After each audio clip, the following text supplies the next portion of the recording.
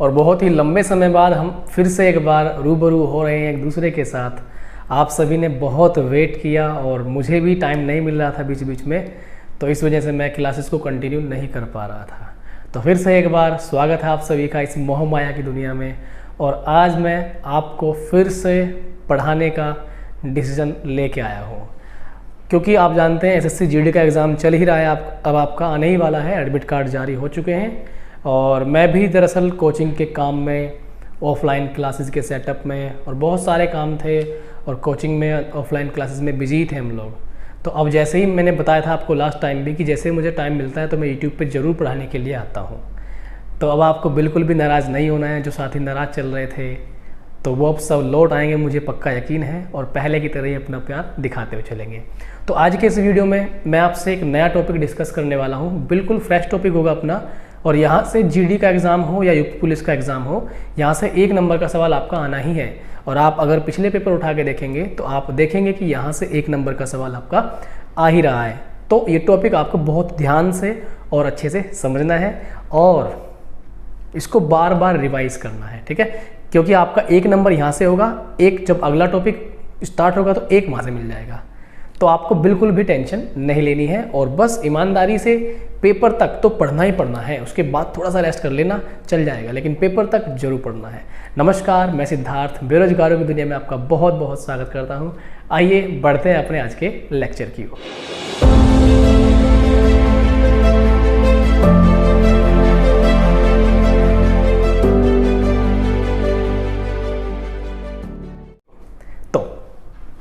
Topic का नाम होगा यहाँ पर जो हम पढ़ते हैं ट्रेन। बहुत ही अच्छा टॉपिक है, ठीक है? और ट्रेन से जुड़े हुए सवाल करेंगे हम। और ट्रेन आप जानते ही हैं कि इसको हम क्या कहते हैं हिंदी में? रेलगाड़ी। क्या कहते हैं?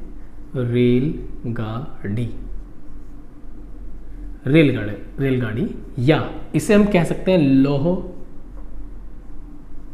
पथगामिनी, ठीक है? जो लोहे के पथ पर गमन करती है उसे हम क्या कहते हैं? लोहपथगामिनी। इस चैप्टर को समझने के लिए हमें 2-3 छोटी छोटी बेसिक बातें याद रखनी है और उन्हीं पर ये चैप्टर हमारा कंप्लीट हो जाएगा।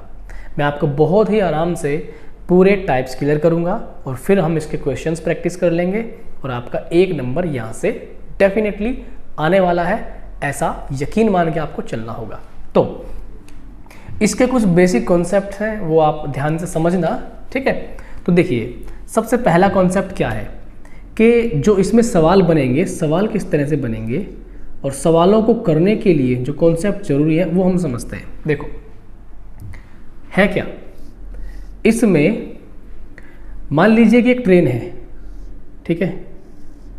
ये यहाँ पर एक ट्रेन है। अब क्वेश्चन में आपको ऐसे बोला जाएगा कि जो ट्रेन है ये एक व्यक्ति को पार कर रही है। यहाँ पर एक व्यक्ति है। क्या कह रहा हूँ मैं कि एक ट्रेन है और ये ट्रेन एक व्यक्ति को पार कर रही है। ये व्यक्ति हो सकता है या कोई पिलर हो सकता है, ठीक है? कोई पिलर मतलब कोई खंभा हो सकता है, ठीक है? खंभा, ठीक? तो जब ट्रेन किसी पिलर को पार करेगी या खंभे को पार करेगी तो आपको क्या चीज़ ध्यान रखनी है कि ट्रेन अपनी ही लंबाई पार करेगी।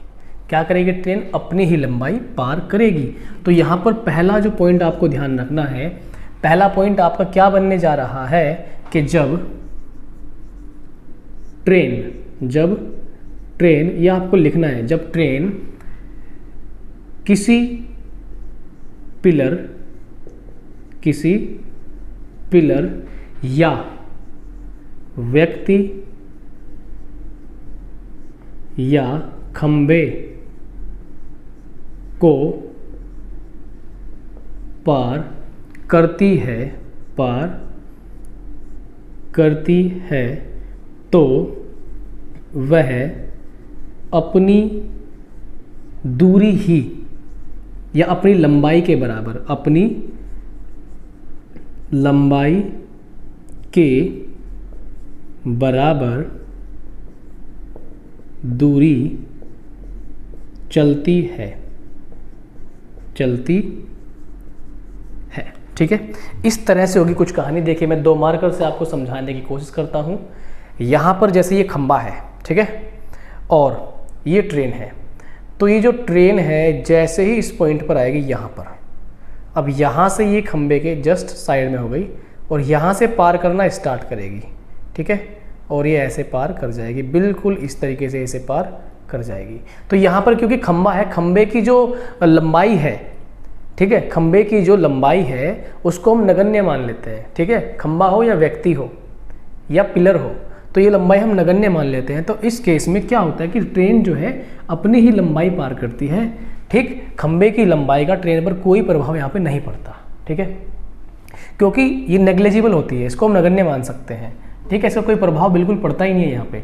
तो एक केस तो ये है कि मैंने आपको क्या बताया कि जब ट्रेन किसी पिलर या व्यक्ति या खंबे को पार करती है तो वह अपनी लंबाई के बराबर दूरी चलती है। ये पॉइंट आपको ध्यान रखना है, इसी पर क्वेश्चन होंगे, ठीक है। एक पॉइंट और है, उस पर भी क्वेश्चन होने वाले हैं, तो इसको आप यहाँ पे नोट कर लीजिए। तो ये तो पहला केस था अपना।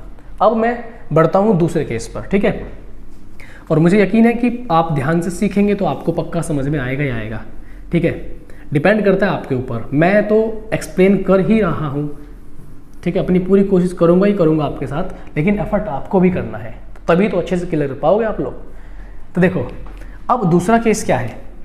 इस केस में क्या है कि जो ट्रेन है, मान लीजिए एक ट्रेन है यहाँ पर, ठीक, इसको हमने बोल दिया ट्रेन 1, ये पहली ट्रेन है, ठीक, और मैं एक ट्रेन और ले लेता हूँ, ये एक दूसरी ट्रेन है यहाँ पर, ऐसे, ये है ट्रेन अपनी दूसरी, ट्रेन 2। तो इस केस में क्या है कि 2 ट्रेनें हैं, ठीक है। पिछली बार क्या था, यहाँ पे हमने पिलर लिया था, एक खंबा लिया था, लेकिन इस बार क्या है कि ये पहली ट्रेन है और ये दूसरी ट्रेन है। तो इस बार होगा क्या, अभी ये एक ट्रेन है और ये दूसरी ट्रेन, तो ये जो ट्रेन है, ये वाली नीली जो ट्रेन है, ये चेज करेगी किसे, रेड ट्रेन को। तो अभी तो ये वो पॉइंट है जो इंजन मान सकते हो कि ये इंजन है, और ये इंजन जो है अभी ट्रेन के इस सिरे को अभी केवल यहाँ पे पहुँचा ही है। तो एक स्थिति ऐसी आएगी जब ये धीरे धीरे आगे की ओर बढ़ेगी, ये वाली ट्रेन जो नीली ट्रेन है धीरे धीरे आगे की ओर बढ़ेगी, तो होगा क्या कि यहाँ पर इस तरह से, ठीक, ऐसी स्थिति भी आएगी कि जब ये ट्रेन यहाँ पहुँच चुकी होगी फिर आगे निकल जाएगी, ठीक है, तो फिर ये आगे निकल जाएगी इस तरीके से, ठीक। तो ये मैं बहुत ही बेहतरीन बुलेट ट्रेन बनाने की कोशिश कर रहा हूँ। तो ये ट्रेन यहाँ पर आई और अब ये ट्रेन कहाँ पर पहुँच गई, यहाँ पर पहुँच गई। तो क्योंकि जो ट्रेन है, ट्रेन की लंबाई को हम यहाँ पर नेग्लिजिबल मान ही नहीं सकते, ठीक है। अब आप देखो ट्रेन का एक डिब्बा भी कितना बड़ा होता है, ठीक, और उसमें तो बहुत सारे डब्बे होंगे, तो उस लंबाई को हम नेग्लिजिबल मान ही नहीं सकते। खंबा था, बहुत छोटी मोटी सी उसकी लंबाई होती है, उसको नेग्लिजिबल मान सकते हैं, लेकिन ट्रेन की जो लंबाई है उसे नेग्लिजिबल मानना हमारे लिए बिल्कुल भी आसान नहीं है और ना ही हम उसे मानेंगे, ठीक, क्योंकि होगा ही नहीं, ठीक। तो जब ट्रेन 1 पहली जो ट्रेन है दूसरी ट्रेन को पार करेगी तो अपनी लंबाई तो पार करेगी, इसकी लंबाई भी पार करेगी। अपनी लंबाई को तो पार कर ही रही है, इसकी को भी तो कर रही है। तो यहाँ पर मैं ऐसे बोल सकता हूँ कि इसकी लंबाई L1 है और इसकी लंबाई क्या है, L2। तो आपको अब ये लिखना है कि जब एक ट्रेन, लिखेगा अब आप लोग, जब एक ट्रेन किसी दूसरी ट्रेन को पार कर रही है, जब एक ट्रेन किसी दूसरी ट्रेन को पार कर रही है तो ट्रेन द्वारा चली गई कुल दूरी दोनों ट्रेनों की लंबाई के योग के बराबर होगी। तो ट्रेन द्वारा चली गई कुल दूरी दोनों ट्रेनों की लंबाई के योग के बराबर होगी। नोट में लिख लेना इस बात को, बहुत इंपॉर्टेंट पॉइंट है। अब होगा क्या, कभी कभी वो इसे ट्रेन ना बोल करके प्लेटफॉर्म बोल देगा, प्लेटफॉर्म, ठीक है। कभी कभी वो इसे क्या बोल देगा, प्लेटफॉर्म, PLATE, प्लेटफॉर्म, ठीक है, प्लेटफॉर्म बोल देगा, तो प्लेटफॉर्म की भी कुछ ना कुछ लंबाई होगी, ठीक है। तो ये L1 हो सकती है लंबाई, और प्लेटफॉर्म की लंबाई को हम P मान लें या कुछ ही मान लें या L2 ही मान लें, तो उस केस में भी सेम बात रहने वाली है, क्योंकि प्लेटफॉर्म भी बहुत ज़्यादा लंबाई रखता है अपने आप में, उसको आप नेग्लिजिबल नहीं मान सकते। वो लंबाई भी काउंट होगी, वो लंबाई भी ट्रेन की लंबाई को अफेक्ट करेगी, ठीक है। तो क्या होगा कि जब ट्रेन किसी प्लेटफॉर्म को पार करेगी या किसी पुल को पार करेगी, ध्यान देना, ट्रेन को पार करे या ट्रेन किसी पुल को पार करे या ट्रेन किसी प्लेटफॉर्म को पार करे, तो ट्रेन अपनी लंबाई के साथ प्लेटफॉर्म की लंबाई को भी क्या करेगी, पार करेगी। तो प्लेटफॉर्म की लंबाई और ट्रेन की लंबाई जुड़ जाएगी, ट्रेन की लंबाई और पुल की लंबाई जुड़ जाएगी, दोनों ही अगर ट्रेन है तो दोनों ट्रेनों की लंबाई जुड़ जाएगी। तो इस केस में जो कुल चली गई दूरी है वो L1 प्लस L2 हो जाएगी। क्या हो जाएगी? L1 प्लस L2 हो जाएगी, ठीक है। ये पहली ट्रेन की और ये दूसरी ट्रेन की, ठीक। तो इस तरह से 2 पॉइंट हमने यहाँ पे जान लिए हैं। बहुत ही मज़ा आएगा आपको चैप्टर में। आप ना बस लगातार क्या करो कि आप लगातार इस क्लास में बने रहो। देखना कि स्टार्टिंग जब होती है किसी भी चीज़ की तो थोड़ा सा ना एक रूपरेखा तैयार होने में टाइम लगता है, तो आपको मज़ा आएगा, आप यकीन मानिए। और बस ध्यान से मेरी बातों को सुनते जाइए। जब हम क्वेश्चन कर रहे होंगे तो आपको पता लगेगा कि इन चीज़ों का सही मतलब क्या था, ठीक है। तो अब देखो, एक चीज़ मैं आपको और समझा दूँ साथ ही साथ, क्योंकि क्वेश्चन में हम कहीं कहीं यूज़ लेंगे उस चीज़ का, और यूज़ क्या है? Speed and time, speed and time, चाल व समय में क्या संबंध होता है, क्योंकि हम इस कॉन्सेप्ट का यूज़ करेंगे तो आपको ध्यान देना है। चाल और समय दोनों ही एक दूसरे के बिना कुछ भी नहीं है, ठीक है। आप सोचिएगा कि जब आप बहुत तेज़ी से कहीं पे जाते हैं, आपको कहीं जाना है, किसी रिलेटिव के यहाँ जाना है, उसके यहाँ जाना है, इसके यहाँ जाना है, मामा के यहाँ जाना है, तो आप अपनी बाइक को जब तेज़ भगा के लेके जाओगे तो आप बहुत ही जल्दी समय में आप पहुँच जाओगे। और अगर आप बहुत ही स्लो जा रहे हो तो आप ज़्यादा टाइम लगाओगे, ठीक है। मतलब क्या हुआ कि अगर आपकी चाल ज़्यादा है तो समय कम लगेगा, और अगर आपकी चाल कम है तो समय ज़्यादा लगेगा। तो एक चीज़ अगर कम कर दी जाए, अगर चाल कम है तो समय क्या लग रहा है? ज़्यादा। अगर स्पीड जो है, अगर स्पीड कम है, डाउन लिख रहा हूँ, डाउन एरो का मतलब क्या? कम है, तो टाइम क्या लगेगा? ज़्यादा लगेगा। और अगर स्पीड ज़्यादा है तो टाइम क्या लगेगा? कम लगेगा। तो मतलब आप देख रहे हैं कि टाइम और स्पीड और टाइम एक दूसरे के उल्टे हो रहे हैं। टाइम और स्पीड क्या हो रहे हैं? एक दूसरे के उल्टे हो रहे हैं। इसका मतलब मैं यहाँ से एक रिजल्ट निकाल सकता हूँ कि स्पीड और समय में कैसा प्रोपोर्शन होता है? इनवर्सली प्रोपोर्शनल, ठीक। कैसा होगा? ये एक दूसरे के इनवर्स प्रोपोर्शन में होते हैं, मतलब व्युत्क्रम होते हैं, उल्टे होते हैं, ठीक। समय ज़्यादा लगा तो क्या होगा? मतलब चाल ज़्यादा है तो समय क्या लगेगा? कम लगेगा, और चाल कम है तो समय क्या लगेगा? ज़्यादा, ठीक है। समझ गए आप मेरी बात को? ठीक। तो एक कॉन्सेप्ट आपका ये है, इससे भी आपके जो है सवाल यहाँ से क्लियर होंगे। जब मैं कराऊंगा तब आप जान ही जाओगे, ठीक है। तो छोटे छोटे पॉइंट्स हैं, बहुत ही बेसिक से पॉइंट्स हैं, इन्हें आप जानकर चलना, ठीक। आगे, और हाँ जी, जैसा कि हम लोग YouTube वाले जो होते हैं उसमें हम भी एक हैं, हम आप सभी से एक बात बोलते ही हैं कि अगर आपको वीडियो अच्छा लगता है तो आप इसे लाइक और डिसलाइक ज़रूर करें, और ज़्यादा अच्छा लग गया तो आप इसे शेयर भी कर सकते हैं अपने साथियों के साथ, अपने जो भी पढ़ने लिखने वाले भाई हैं उनके साथ, ठीक है। तो देखो भाई, अब जो मैं आपको एक चीज़ बताने वाला हूँ वो ये है कि अगर आपको इधर बताते हैं ना, अगर किलोमीटर प्रति घंटा दिया हुआ है, किलोमीटर प्रति घंटा, ठीक। तो ये बहुत बेसिक सी बात है, आप जानते हो अगर आप पहले पढ़े हुए हैं, ठीक है। मैं इसे 1 किलोमीटर मान लेता हूँ, 1 किलोमीटर। और वैसे क्या मान लेता हूँ, 1 घंटा, 1 आवर। 1 किलोमीटर और 1 घंटा, तो किलोमीटर प्रति घंटा की बात हो रही है मेनली। आप मुझे एक बात बताइए, 1 किलोमीटर में क्या 1000 मीटर होते हैं? यस, 1000 मीटर होते हैं। 1 घंटा को हम क्या लिखते हैं? 60 minute. 60 minute, M for minute. और इस मिनट में भी कितने सेकंड होते हैं? 1 मिनट में कितने सेकंड होते हैं? 60 सेकंड। तो मैंने क्या किया कि इसे सेकंड में बदल दिया, ये इतने सेकंड हो गए, और 1 किलोमीटर को मैंने लिख लिया 1000 मीटर। अब यहाँ से होगा क्या कि 2 जीरो से ये 2 जीरो अपनी कट जानी है। ऊपर बचा 10 और नीचे बचा 36। ऊपर कितना आ गया? 10 आ गया, और नीचे कितना आ गया? 36। यहाँ पर मीटर है और यहाँ पर क्या है आपका? सेकंड है। ठीक है, 10/36 मीटर बटे सेकंड।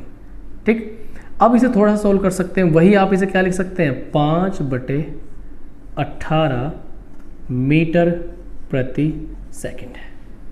तो आपने एक पॉइंट यहाँ से जान लिया कि कभी भी आपको किलोमीटर प्रति घंटा की वैल्यू को, कैसी वैल्यू को? किलोमीटर प्रति घंटा की वैल्यू को अगर आप चेंज करना चाहते हैं मीटर प्रति सेकंड में, किसमें? मीटर प्रति सेकंड में, तो आप दी गई वैल्यू में किससे गुणा कर देंगे? 5/18 से। तो मीटर प्रति सेकंड में वो वैल्यू बदल जाएगी। ठीक है, किलोमीटर प्रति घंटा की वैल्यू है, 5/18 से मल्टीप्लाई करते ही वो वैल्यू बदल जाएगी मीटर प्रति सेकंड में। इसका एक छोटा सा एग्जाम्पल अगर हम लेना चाहें तो ज़रूर ले सकते हैं। मान लीजिए आपके सामने लिखा हुआ है कि 36 किलोमीटर प्रति घंटा, 36 किलोमीटर प्रति घंटा। और 36 किलोमीटर प्रति घंटा का मतलब क्या है कि कोई भी गाड़ी या वस्तु 1 घंटे में 36 किलोमीटर जाती है। 36 किलोमीटर प्रति घंटा, इस बात का ये मतलब है, प्रति घंटा का मतलब है कि हर घंटे 36 किलोमीटर जाती है। हर घंटे गाड़ी या ट्रेन 36 किलोमीटर प्रति घंटा जाती है, ये मतलब है। तो इसको हम बदलना चाहते हैं मीटर प्रति सेकंड में, तो भाई क्या करना है? 5/18 से क्या कर दो? गुणा कर दो। 5/18 से हमने कर दी है गुणा। 18 दूनी 36, 18 दूनी 2 आएगा ना, और 2 पंजे 10। इसका मतलब अगर मीटर में बात करें तो जो गाड़ी है या ट्रेन है 10 मीटर जाती है हर सेकंड। हर सेकंड, प्रत्येक सेकंड ट्रेन कितने मीटर जाती है? 10 मीटर। समझ गए आप मेरी बात को? तो इस तरह से करेंगे हम लोग। अगर मीटर प्रति सेकंड हो और मीटर प्रति सेकंड को हमें बदलना है किलोमीटर प्रति घंटा में, किसमें? किलोमीटर प्रति घंटा में, तो हम क्या करेंगे? 18/5 से क्या कर देंगे? गुणा कर देंगे। तो ये बेसिक से पॉइंट हैं जो क्वेश्चंस में आपको यूज़ लेने हैं। कैसे यूज़ होंगे वो मैं आपको बताऊंगा साथ साथ। तो मैंने क्या कहा कि 1 किलोमीटर प्रति घंटा या किलोमीटर प्रति घंटा को मीटर प्रति सेकंड बदलने के लिए 5/18 से मल्टीप्लाई करते हैं, और अगर मीटर प्रति सेकंड को किलोमीटर प्रति घंटा बदलना हो तो 18/5 से गुणा करते हैं। ठीक है, ठीक। मैं दोबारा से रिवाइज कराता हूँ। मैंने आपको शुरू में बताया था कि अगर ट्रेन व्यक्ति को पार करेगी, अगर ट्रेन व्यक्ति को पार करेगी, इसका मतलब ट्रेन अपनी ही लंबाई चल रही है। ट्रेन अपनी ही लंबाई चल रही है, व्यक्ति को पार करे, खंबे को पार करे, पिलर को पार करे। ठीक है। दूसरा हमने बात की थी कि अगर ट्रेन एक दूसरी ट्रेन को पार कर रही है तो क्या होगा कि दोनों ट्रेन की लंबाई आपस में जुड़ जाएंगी। इसका मतलब ट्रेन अपनी और दूसरी ट्रेन दोनों की लंबाई को क्या कर रही है? कवर कर रही है। या पुल भी हो सकता है, तो ट्रेन अपनी और पुल की लंबाई तय कर रही थी। ठीक है, या वो प्लेटफॉर्म भी हो सकता है। तो ट्रेन अपनी और प्लेटफॉर्म दोनों की लंबाई ट्रेवल करेगी। ठीक है, और ये हमने यहाँ पे जान ही लिया। ठीक है, तो अब मैं धीरे धीरे जो है आपके साथ आगे बढ़ूँगा, और हम छोटे छोटे सवाल जो है, बहुत ही मासूम से बहुत ही प्यारे प्यारे सवाल, मतलब बिल्कुल जीरो से लेके चलूँगा आपको मैं। ठीक है, और ये जो बुक है ये SD यादव की बुक से हम यहाँ पे पढ़ रहे हैं। कौन सी बुक से? SD यादव की बुक से। इस बुक की एक खास बात है, वो खास बात ये है कि बहुत बेसिक बुक है, सारे क्वेश्चंस टाइप में बांट करके दे रखे। तो जो भी मेरे ऐसे दोस्त हैं जो बिगिनर हैं बिल्कुल, उनको पढ़ने में और समझने में बहुत ही हेल्पफुल होती है किताब। तो इसीलिए हम अपने ऑफलाइन में भी ये पढ़ाते हैं और हम यूट्यूब पे भी यही मैं कराता हूँ, ठीक है। और मैंने बोलता भी हूँ कि अगर आप यूट्यूब से देख के पढ़ोगे तो ऑफलाइन और यूट्यूब का दोनों का फ़ायदा आप ले सकते हो, ठीक है। तो अब मैं छोटे छोटे सवाल यहाँ पे आपके सामने रखने जा रहा हूँ, ठीक। और कुछ सवाल मैं आपको अपनी ओर से भी एडिशनल करवा के चलता ही रहूँगा, तो आपको बिल्कुल भी जो है टेंशन यहाँ पे नहीं लेनी, ठीक है। तो भाई दरअसल हम चलते हैं चैप्टर नंबर 20वां, ठीक है। तो ये जो चैप्टर नंबर 20 है यहाँ पे जो हमने लिखा है ट्रेन, ये बुक के अकॉर्डिंग कौन सा चैप्टर है, 20 नंबर पे है, ठीक है। और यहाँ पर अगर मैं बात करूँ जो टोटल टाइप हमें पढ़ने हैं, टोटल टाइप्स, इसको हम लिखेंगे टी से। टोटल जो टाइप हैं बुक के अकॉर्डिंग वो यहाँ पे दे रखे हैं इन्होंने। यहाँ पर 10 टाइप हैं। कितने टाइप हैं? 10 टाइप। और 10 में तो एक टाइप जो होता है वो हमेशा मिक्स क्वेश्चन का होता है। तो मेनली अगर 10 में से एक घटा दे तो अपने को कितने पढ़ने हैं? यहाँ पे 9 टाइप हमें कवर करने हैं। और 9 के 9 टाइप यकीन मानिए मैं बहुत आराम से आपको कराने वाला हूँ। एक नंबर बिल्कुल भी आपका छूटने नहीं दूंगा, ठीक। तो यहाँ पे पूरे 9 टाइप पढ़ेंगे हम लोग। अब पहला टाइप, बुक के अकॉर्डिंग जो पहला टाइप है वो यहाँ पर क्या है, आप अपनी स्क्रीन पर देखेंगे। मैं यहाँ पे सब कुछ एडिट करवा के चलूँगा अपनी IT टीम से, ठीक है। तो साधारण प्रश्न पहला जो टाइप होगा, इसमें क्या लिखा होगा? साधारण प्रश्न। साधारण प्रश्न टाइप 1 के सवाल हम करेंगे आज। साधारण प्रश्न टाइप 1, ठीक है, साधारण प्रश्न। अब देखिए जरा पहला सवाल क्या है, आपको अपनी स्क्रीन पर दाएं बाएं कहीं भी शो करूंगा मैं क्वेश्चन। देखिए जरा क्वेश्चन में क्या लिखा हुआ है। क्वेश्चन ये है कि एक रेलगाड़ी 72 किलोमीटर प्रति घंटा की चाल से चल रही है, उसकी चाल मीटर प्रति सेकंड में ज्ञात कीजिए। तो क्वेश्चन नंबर 1 में क्या कहा गया कि एक गाड़ी की चाल है कितनी? 72 किलोमीटर प्रति घंटा। इस चाल को बदलना है मीटर प्रति सेकंड में, तो इसे हम बदलना चाहते हैं मीटर प्रति सेकंड में। अभी बताया था क्या करना है, 5/18, 5/18 से क्या कर देनी है? गुणा। तो 18 चौक 72 और 4 पंजे 20, ठीक है। तो कितना जाएगा? 20 मीटर प्रति सेकंड। तो ट्रेन या गाड़ी या कार जो भी 20 मीटर जाती है 1 सेकंड में, ठीक है।